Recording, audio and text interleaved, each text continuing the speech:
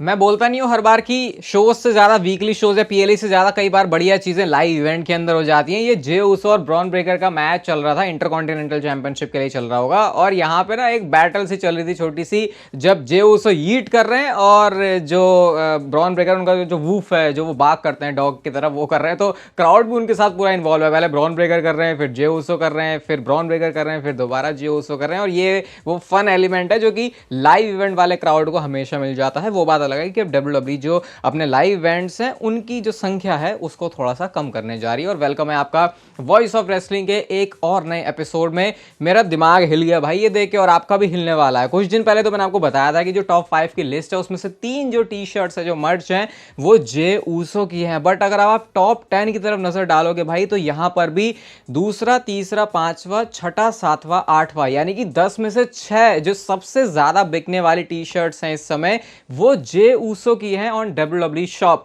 अब भाई ये मतलब ये तो जे ऊसो की जो वो है ना फॉलोइंग इस समय, वो बिल्कुल अलग ही लेवल पे जा चुकी है। भले ही आप ऐसे कह सकते हो भाई इतना बड़ा स्टार तो नहीं फील होता, वो इंटरकॉन्टिनेंटल चैंपियनशिप ही तो जीती है, लेकिन जिस हिसाब से लोग उनको पसंद कर रहे हैं, ये थोड़ी थोड़ी कोडी रोड्स वाली सिचुएशन भी है यहाँ पे, कि जैसे कोडी रोड्स की भले ही स्टोरी के बारे में लोग बोल रहे हो, लेकिन उनको स्टिल उनकी वजह से जो टिकट्स हैं वो तो बिकती हैं शोज की, लोग उनके लिए लंबी लंबी लाइनों में खड़े होते हैं। उनकी जो टी शर्ट्स है, जो मर्च है, वो फैनेटिक्स के टॉप 5 में आ चुके हैं ऑल टाइम एथलीट में, मैंने आपको बताया था। तो वही चीज जे ऊसो के साथ हो रही है। बट अब तक मैंने भाई अब तक ऐसा नहीं देखा कि 10 में से 6 टी शर्ट किसी एक सुपरस्टार की बिक रही है। बट ये काम जे ऊसो ने करके दिखा दिया है। गुंथर ने तो भाई एकदम से जो वक्त और जज्बात हैं वो सबके बदल दिए। उनसे माउंट रशमोर पूछे गए उनके डब्ल्यूडब्ल्यूई के, तो जो 4 नेम उन्होंने गिनाए वो थे Shawn Michaels, triple H, Eddie गुerrero और साथ में कर्ट एंगल। अब लोग यहाँ पे पूछते हैं उनसे, अरे यार तुमने तो बोला था तुम्हारा जो फेवरेट रेसलर है वो गोल्डबर्ग है, वो जो ब्रेट हार्ट के सामने उन्होंने लाइन बोली थी। बट ऑब्वियसली हम सबको पता है वो स्टोरी की वजह से ही था। बट अब जब गुंथर ने बताया तो लोग कह रहे यार तुमने झूठ बोला था क्या रॉ में। ये डब्ल्यूडब्ल्यूई वाले हमको क्या कंफ्यूज करेंगे, ये खुद कंफ्यूज हो चुके हैं। बैड ब्लड का मेन इवेंट कौन सा होगा मैंने आपको सब कुछ बता दिया। पहले पंक का पता चला, वो जो हेल इन अ सेल मैच है पंक और ड्रू का, वो होगा। फिर लगा कि रोमन वाला होगा, रोमन कोडी वाला। बट अभी जो लेटेस्ट रिपोर्ट है वो ये कहती है कि डब्ल्यूडब्ल्यूई ने ऑनलाइन रिसेप्शन देख लिया है कि लोगों का क्या कहना है, ड्रू मैकिंटायर और सीएम पंक का मैच होना चाहिए या फिर Roman Reigns and Cody Rhodes वाला टैग टीम मैच होना चाहिए। और आपको पता है ट्रिपल एच तो सोशल मीडिया पे चिपके रहते हैं, वो देखते हैं क्या सारी चीजें चल रही हैं। तो अब इस हिसाब से भी डब्ल्यूडब्ल्यूई अपना डिसीजन बनाने वाली है कि ऑनलाइन लोग इसके बारे में क्या कमेंट कर रहे हैं, जो कि कई मौकों पर सही चीज भी होती है, कई मौकों पर गलत चीज भी होती है। क्योंकि हर बार जो चीज फैंस देखना चाहते हैं जरूरी नहीं कि वही चीज सही हो, क्योंकि फिर बाद में जाके फैंस भी फ्लिप कर जाते हैं उस पर फिकल, जैसे कि ब्रायन डैनियल ब्रायन ने बोला था। तो फिलहाल डब्ल्यूडब्ल्यूई इसके ऊपर देख रही है नजर। पर्सनली मेरे हिसाब से, मैं तो बहुत बार बोल चुका हूं, ड्रू और सीएम पंक का मैच होना चाहिए, क्योंकि उसकी स्टोरी बहुत लंबी चली है, बहुत टाइम से। और ट्रिपल एच ने खुद कहा था कि मेन इवेंट हम उस हिसाब से डिसाइड करते हैं कहां पे ज्यादा वैसी स्टोरी है जो थोड़े लंबे टाइम से कुक हो रही है, उस टाइप से। जेफ हार्डी के बारे में इसको बहुत बड़ी गुड न्यूज की तरह हमको लेना चाहिए। आपको पता है उनका जो एडिक्शन रहा है, बुरी चीजों से लिंक होते हुए, उसकी वजह से उनके करियर पे बहुत ज्यादा इंपैक्ट पड़ा। अब फिलहाल उन्होंने अपने रिसेंट इंटरव्यू में ये बताया कि उनको किसी चीज की एडिक्शन नहीं है, वो बैड थिंग्स की। अब जिस चीज से वो एडिक्टेड है वो है आइस बात लेना। आपको पता ही है जो बॉडी वॉडी बनाने में, फिजिक बनाने में होते हैं, फिर वो मसल्स की रिकवरी के लिए, अच्छे से करने के लिए वो थोड़ा जरूरी हो जाता है फिर बॉडी के लिए, और थोड़ा अच्छा स्टार्ट भी मिल जाता है। एजे स्टाइल्स की वर्कआउट वीडियो में भी हमने वो देखा था, कहते हैं आजकल सबसे पहले सुबह उठ के मैं ये करता हूँ ताकि मेरा दिन अच्छी तरीके से शुरू हो। तो अब जेफ हार्डी के रूटीन में भी ये चीज़ आ गई है। और जेफ हार्डी, मैट हार्डी दोनों ने बोला है कि उनको ऐसा लगता है कि डब्ल्यूडब्ल्यूई में ही उनका करियर खत्म होने वाला है। तो शायद कुछ टाइम ही हम दूर हैं दोबारा से हार्डी बॉयज को डब्ल्यूडब्ल्यूई में देखने के लिए। कुछ टाइम पहले तक हम बहुत ज़्यादा नहीं उछल जाते थे कि भाई एटीट्यूड एरा वापस आ जाएगी, ऐसा हो जाएगा, वैसा हो जाएगा, ये टीवी पीजी के अंदर नहीं होनी चाहिए चीज़ें। अब इसके बाद जो एनएक्सटी का अगला एपिसोड होगा वो CW नेटवर्क पर होगा। तो भाई यहाँ पे इन्होंने इसको जिस तरीके से लिस्ट किया हुआ, ये टीवी 14 वाला शो है, यानी कि अब अलग अलग टाइप का माल मसाला भी डब्ल्यूडब्ल्यूई के पास देने के लिए यहाँ पर खुले मौके हैं, खुले अवसर हैं, क्योंकि इससे पहले थोड़ा रेस्ट्रिक्शन हो जाता था। तो शायद एनएक्सटी के ऊपर तो ये चीज़ फुल्ली इंप्लीमेंट होने वाली है। बट मुझे वैसे भी अब नहीं लगता कि डब्ल्यूडब्ल्यूई के प्रोडक्ट के ऊपर इतनी भी कोई ज़्यादा ना ऐसे वो रेस्ट्रिक्टेड रहते हैं, उनको जो करना होता है वो कर देते हैं। और इसका एग्जाम्पल है पिछले कुछ हफ्तों से हमने डब्ल्यूडब्ल्यूई की बुकिंग में जैसे चीज़ें देखी हैं, चाहे आप उसे डॉमडम वाली स्टोर लाइन की बात कर लो या फिर ड्रू मैकिंटायर सीएम पंक के केस में भी कितना एक्सट्रीम में जाते रहते हैं। ट्रिपल एच की एक वीडियो ने इंटरनेट पर थोड़ा सा बवाल सा मचा दिया, इन अ पॉजिटिव वे और कुछ लोगों के लिए नेगेटिव वे। तो ये वीडियो है जहाँ पे सीएम पंक और ट्रिपल एच एक साथ है। सबसे पहले तो इनको देखना ही अपने आप में बहुत अनरियल लगता है कि भाई ये दोनों बंदे जो एक टाइम पर इस तरीके के दुश्मन थे, वो सीएम पंक की डॉक्यूमेंट्री वाली वीडियो देख लेना, आपको समझ में आ जाएगा क्या कह रहा हूँ मैं। तो यहाँ पे साथ में लैरी को भी बिल्कुल अपने बच्चे की तरह, अपने बच्चे की ही तरह मानते हैं, वो उनको साथ में लेके जा रहे हैं। बियांका ब्लेयर भी यहाँ पे हैं। तो कैप्शन यहाँ पे कुछ ऐसा बता रहा है कि थोड़ी लैरी को भी अप्रिशिएट कर रहे हैं यहाँ पे ट्रिपल एच। अब इसके ऊपर कुछ रिस्पॉन्सेज आते हैं, ड्रू मैकिंटायर रिस्पॉन्स नहीं करते इस चीज़ के ऊपर, वो तो हो नहीं सकता, अपने सोशल मीडिया वाले अंदाज में वो इसके बारे में कॉमेंट कर रहे हैं। और भाई ईथन पेज और ट्रिक विलियम्स का मैच होने वाला है, जहाँ पे स्पेशल गेस्ट रेफरी होंगे सीएम पंक, और वो कहते हैं कि अब तक तो मुझे लगता था कि सबसे ज़्यादा जो मेरे को प्रॉब्लम है वो मतलब ट्रिक विलियम्स के साथ, वो कहते हैं मुझे पसंद नहीं है, बट यहाँ पे कहते हैं कि I officially hate punk more than trick. और किस वजह से? I am a parent to I have a dog. वो डॉग देख के थोड़ा अजीब सा हो गया ईथन पेज को। तो ये सीएम पंक के डॉग के अराउंड भाई बहुत कुछ चलता ही रहता है हमेशा, मर्च वर्च भी निकाल ही लेते हैं यहाँ, और आजकल तो बैक स्टेज भी बड़ा आने लगे हैं। वो मैंने आपको बताया था हर एक कुत्ते का दिन आता है उसमें, रिंग के बीच में भी थे। तो भैया काफ़ी इंसानों से बेटर लाइफ तो सीएम पंक के डॉग लैरी की है। पता नहीं ये चीज़ खुश होने वाली है या फिर कुछ ना रिएक्ट करने वाली है, कैसी है? एलिस्टर ब्लैक जो कि अब ऑल एलिट रेसलिंग में मालाकाई ब्लैक के नाम से जाने जाते हैं, उनके बारे में ये चीज़ें सामने आ रही हैं कि डब्ल्यूडब्ल्यूई अब उनको साइन करने में इंटरेस्टेड है। जब वो वैसे एनएक्सटी में थे कुछ नेक्स्ट लेवल का उनका कैरेक्टर था, जब वो मेन रोस्टर में आए तो उसके बाद हम सबको लगा भाई विंस मैकमैन ने जो है शायद उस चीज़ को इतना अप्रिशिएट नहीं किया जितना ट्रिपल एच बढ़िया काम कर रहे थे एनएक्सटी में। बट अब जैसा देखा है मैंने भाई, एनएक्सटी में जिन सुपरस्टार्स की ट्रीटमेंट ट्रिपल एच के टाइम में कुछ अलग थी, अब जब ट्रिपल एच मेन रोस्टर में है तो फिर ट्रीटमेंट थोड़ी सी चेंज है। एईडब्ल्यू में मैंने थोड़ा सा उनका करियर फॉलो किया, इतना ज़्यादा मुझे कुछ खास पता नहीं, लेकिन इतना मैंने कभी स्पॉटलाइट में भी उनको नहीं देखा क्योंकि भाई वो चीज़ अलग से पता चल जाती है।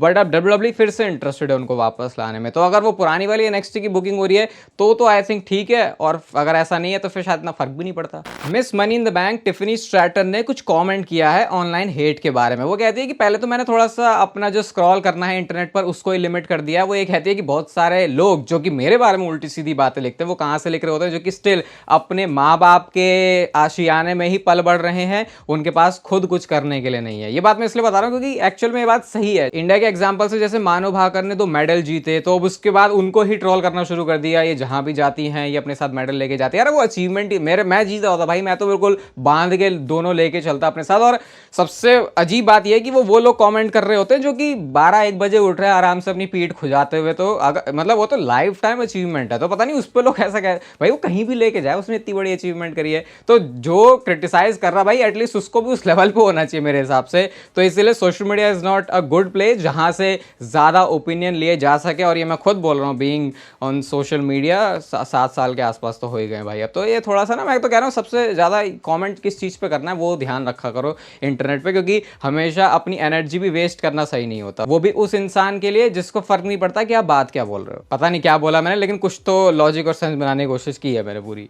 जेकब फाटू की थोड़ी सी इमोशनल साइड भी है, तो किसी ने एक ये वीडियो पोस्ट करी जब पहले जेकब फाटू डब्ल्यूडब्ल्यूई की रिंग में से कुछ तो ऐसे वीडियो बना रहे हैं, आई थिंक ये ब्लड लाइन की एंट्रेंस के टाइम पे वो उसको रिकॉर्ड कर रहे हैं, और अब जाके खुद जो जेकब फाटू हैं वो ब्लड लाइन का पार्ट हो चुके हैं। तो इस पर रिप्लाई करते हुए जेकब फाटू ने थोड़े से अपने इमोशंस तो दिखाए हैं, मतलब कि ये बंदा पगलैट तो दिखता है रिंग में, लेकिन फिर भी इमोशंस तो है इस बंदे में। और ये भी अच्छा लगा मुझे, जेकब फाटू का कैरेक्टर कुछ अलग ही था डब्ल्यूडब्ल्यूई में आने से पहले, बहुत ही नॉर्मल किस्म का, जैसे एक्चुअल में सोलो सिकोवा, जिमी ऊसो, जे हुसैन सब ये सेम किस्म की हैं, लेकिन अपने कैरेक्टर को जिस तरीके से उन्होंने प्रेजेंट किया, लगता भाई ये बंदा पैदा ही ऐसे हुआ है। कुछ टाइम पहले मैंने आपको बताया था कि मार्क हेनरी के जो सुपुत्र हैं, जो उनके बेटे हैं जेकब हेनरी, वो डब्ल्यूडब्ल्यूई के साथ साइन कर चुके हैं। अब बैक स्टेज से उनकी ये फोटो आई है जहां पे आप देख सकते हो रैंडी ओर्टन के साथ वो खड़े, और उन्होंने खुद ही ये फोटो पोस्ट की है विद कैप्शन जनरेशनल, और यहाँ पे क्राउन और हाथ मिलाने वाली इमोजी का उन्होंने यूज किया हुआ है। तो ये बड़ा स्पेशल ही होता है भाई, जब भी मतलब नेपोटिज्म वाली चीज, भाई मैं सही बता रहा हूँ, डब्ल्यूडब्ल्यूई के केस में शायद वैसे वर्क नहीं करती जैसे हम इसको बाकी और लाइफ के पर्सपेक्टिव में देखते हैं, क्योंकि ये जो ब्लड, वो जो जीन्स में होता है ना चीज, वो कहीं ना कहीं ट्रांसफर होती है। और इसलिए हमने काफी सारे सक्सेसफुल सुपरस्टार्स देखे जिनके बाप दादा डब्ल्यूडब्ल्यूई के अंदर, लाइक रोमन रेंस का ही बहुत बड़ा एग्जांपल है, उनको क्रिटिसिज्म तो मिला बहुत टाइम तक, लेकिन जैसे ही अब करने जब लगा कि भाई अब कुछ नहीं हो सकता, तब बंदे ने ऐसा काम करके दिखा दिया इस ट्राइबल चीफ। तो अब देखते हैं जेकब हेनरी का फ्यूचर भी क्या अपने पिताजी की तरह होता है। स्मैकडाउन के लिए डब्ल्यूडब्ल्यूई ने टैग टीम चैंपियनशिप के लिए लैडर मैच, ट्रिपल थ्रेट वाला 3-वे वाला जो है उसको अनाउंस कर दिया, और शायद इस मैच में बहुत तगड़ी भसड़बाजी हो सकती है, और ये भी पॉसिबल है कि शायद यहाँ पे जो ब्लड लाइन है वो टाइटल्स को लूज कर जाए, क्योंकि जिस तरीके से थोड़ा कह सकते हैं ना आउट ऑफ नोवेयर से डब्ल्यूडब्ल्यूई ने मैच बनाया, क्योंकि वैसे भी चैंपियनशिप वो ज्यादा डिफेंड नहीं कर रहे थे, तो शायद ये मैच डाला ही इसीलिए कि किसी तरीके से ब्लड लाइन की भसड़, या Jimmy Uso, again Jimmy Uso को तो आए थे, मुझे लगता है नाम लेना ही बैन कर देना चाहिए, क्योंकि हर सेगमेंट हर मूवमेंट में उनको डाल देते हैं, वो चीज़ अब तक हुई नहीं है। इवन पॉसिबिलिटी तो ये भी है कि गो होम शो है बैड ब्लड के लिए रोमन रेंस अपीयर होंगे, तो फिर क्या पता वो ही यहाँ से जो टाइटल लुटवाने में मदद कर दें, क्योंकि सोलो सिकोवा जब रोमन रेंस के बिजनेस में हाथ डाल रहे हैं तो रोमन रेंस भी इस तरीके से डाल सकते हैं। तो ये एक रीजन मिलेगा सोलो सिकोवा को ट्रिगर करने के लिए, क्योंकि अल्टीमेटली उनको मैच तो चाहिए सोलो सिकोवा के साथ जहां पे ऊला फाला के लिए असली लड़ाई होगी। तो बहुत कुछ यहाँ पे है जो कि डब्ल्यूडब्ल्यूई इस मैच के अंदर कर सकती है। और वैसे भी अगर सही मायनों में देखा जाए तो क्या ब्लड लाइन के पास टाइटल्स होना जरूरी है? वेल, ऐसा तो बहुत टीम्स के साथ है कि जरूरत नहीं है, लेकिन फिर भी वो लगता है ना कि बंदों के पास कुछ है तो वो और ज्यादा फिर ऐसे क्रेडिबल से फील होते हैं। बट आई थिंक यहाँ पे इतना मतलब हो सकता है कि हो भी, लेकिन मुझे लगता नहीं है। तो अगर वो टाइटल्स जा रहे हैं स्ट्रीट प्रॉफिट से डीआईवाई के साथ, तो फिर बाकी टैग टीम डिवीजन में वो आगे उसको लेके बढ़ा सकते हैं। डीआईवाई का तो देखो पता नहीं यार, बोलते हुए अच्छा नहीं लग रहा, लेकिन शायद स्ट्रीट प्रॉफिट्स बेटर हो सकते हैं फिर एज चैंपियन। ऐसा फील हो रहा है कि शायद अभी थोड़ा लंबा टाइम लग जाएगा कि रोमन रेंस के पास फिर से अनडिस्प्यूटेड टाइटल आए। बहुत सारे लोग तो यही कहते हैं कि रोमन के पास शायद आनी भी नहीं चाहिए, उस बंदे को ऑलरेडी बहुत कुछ मिल चुका है, लेकिन उस टाइटल को दोबारा तो ट्राइबल चीफ चेस करेगा और वो चैंपियनशिप उनके कंधों पर आने भी वाले, इस बात में कोई शक है नहीं।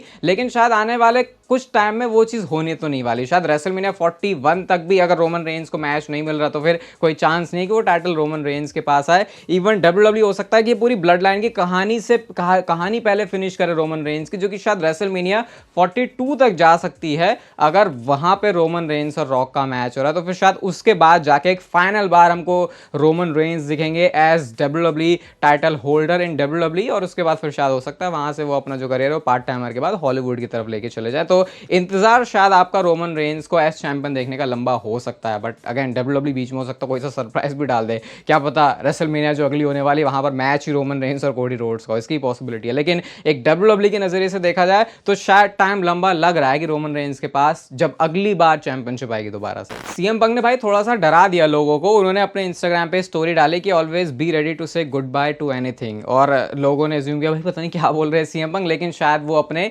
बैड ब्लड की फ्यूड एंड होने की बात कर रहे हैं विद ड्रू मैकिंटायर, क्योंकि ये फ्यूड बहुत अच्छी चली है। तो शायद ये वो तरीका है सीएम पंक का बताने का, ऐसा मुझे नहीं लग रहा ज्यादा यहाँ पे कुछ सीरियस है। और जाते जाते एक थ्योरी आपको मैं दे के जाता हूँ, ये ट्वीट आप देख सकते हो, जहाँ पे अभी लोगों का ऐसा कहना है कि रोमन रेंस को रॉयल रंबल जीतने की जरूरत नहीं है, क्योंकि वो तो ऑलरेडी बड़ा नेम है। अगर रोमन रेंस को वैसे ही मैच चाहिए रेसलमेनिया के अंदर तो वो किसी भी तरीके से हो सकता है। But last time Roman Reigns ने जो रॉयल रंबल जीती थी उस पर रिएक्शन अच्छा नहीं आया था। तो एज ट्राइबल चीफ अगर उनका जीतना होता है तो ना सिर्फ बिजनेस के लिए बल्कि खुद ट्राइबल चीफ के लिए भी वो अच्छा मूवमेंट हो सकता है। तो आई थिंक बहुत सारे लोग डिसएग्री कर रहे हैं, लेकिन मैं तो आई थिंक हैप्पी होऊंगा अगर रोमन रेंस रॉयल रंबल जीते हैं, क्योंकि वो फिर एक बड़ी वाली फील देगा उस चीज को। बाकी अगर आपको ये वीडियो अच्छी लगी तो इसे लाइक कर दो, चैनल को सब्सक्राइब कर दो ऐसे और मस्त वीडियो उसके लिए, और तक लेते रहो जिंदगी के मजे।